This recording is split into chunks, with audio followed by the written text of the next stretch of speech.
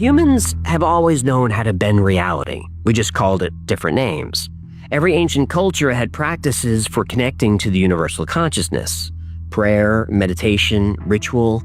These weren't just religious ceremonies. They were technologies. Technologies for accessing the same consciousness field the CIA wanted. The Hermetic tradition goes back to ancient Egypt. As above, so below. As within, so without. They knew consciousness shapes reality. The mind creates matter. Change your inner world, the outer world follows. Buddhist monks have demonstrated this for centuries. They can control their body temperature through meditation. Scientists tested Tibetan monks in freezing conditions. The monks raised their skin temperature by 17 degrees. Just by thinking about it. They dried wet sheets on their bodies in sub-zero weather. Then there's Nikola Tesla. He didn't just invent electrical devices. He believed in the connection between thought and energy. Tesla would visualize his inventions in perfect detail before building them. He'd run the machines in his mind for weeks checking for problems. When he finally built them, they worked perfectly. Every time, on the first try. Napoleon Hill interviewed 500 successful people in the early 1900s. Andrew Carnegie, Henry Ford, Thomas Edison, they all used the same technique. They held clear mental images of what they wanted. They felt the emotions of already having it. Then reality rearranged itself to match their vision. Hill called it think and grow rich. But it wasn't about money. It was about consciousness creating reality. Then the New Thought movement spread across America. Authors like Neville Goddard taught that imagination creates reality, not metaphorically, literally. Your thoughts impress themselves on a responsive universe. The universe has no choice but to manifest them. Fast forward to 2006. The Secret goes mainstream, and millions learn about the law of attraction. Critics called it wishful thinking. But here's what's interesting. Every culture throughout history discovered the same principle independently. Aboriginal Australians, ancient Chinese, Native Americans, African tribes, they all found ways to communicate with reality itself. The techniques vary, but the core message doesn't. Reality is conscious. It listens. It responds. And the most dramatic proof comes from the synchronicities that happen without us even trying.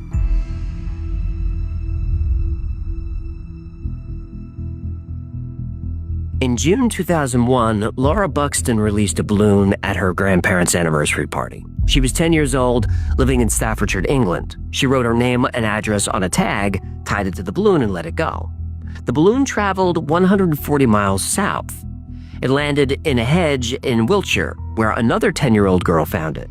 And her name was also Laura Buxton.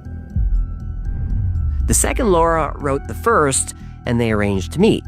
Both girls showed up wearing pink sweaters and jeans. Both brought their pet guinea pigs. Both guinea pigs were orange and white. And of course, the guinea pigs had the same name. And the coincidences kept piling up. Both Lauras were the same height. Both had brown hair and blue eyes. Both had 3-year-old black labs at home. And both also had gray rabbits.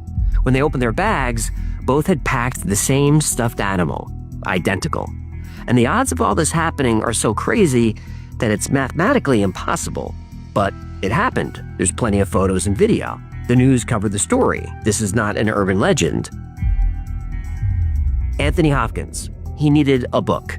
The Girl from Petrovka. He was playing the lead in the film, and he searched every bookstore in London with no luck. It was out of print. Hopkins had finally given up when he was sitting on a bench waiting for a train. Someone left a book on the bench. He picked it up. It was The Girl from Petrovka. But this wasn't just any copy. This one had handwritten notes in the margins, personal observations, character analysis. Hopkins studied the book for his role. 2 years later, while shooting the film, Hopkins met the author, George Pfeiffer. While they talked about the book, Pfeiffer mentioned that he'd lent his personal copy to a friend. That friend lost it on the London Underground. All his notes, his analysis, gone. He was disappointed. Hopkins heard this and said, "Wait here." And he ran to fetch the book from his trailer. He showed Pfeiffer. It was the same book. Pfeiffer's handwriting, his notes, everything. Somehow, the universe sent that book to the actor playing the lead, and then the universe sent the book back to its owner. Now, here's a story of the law of attraction. Robert Todd Lincoln, Abraham Lincoln's son, attracted death. Presidential death.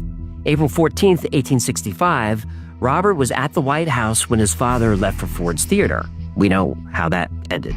16 years later, July 2, 1881, Robert was Secretary of War. Walking into the Baltimore and Potomac train station, President Garfield was shot, right there in front of Robert. He saw it happen. September 6, 1901. Now, Robert was president of Pullman Company. He arrived at the Pan American Exposition. Minutes later, President McKinley was shot. Again, Robert was there.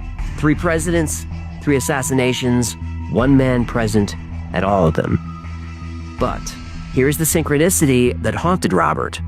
Years before his father died, Robert fell onto train tracks in Jersey City. The train was coming. He was about to be crushed. A stranger grabbed his collar and yanked him to safety. That stranger was one of the most famous actors in the country, Edwin Booth, the brother of John Wilkes Booth. 2 brothers, both famous actors, both connected to Abraham Lincoln.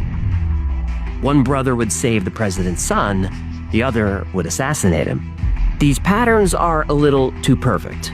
This isn't random, this is reality organizing itself.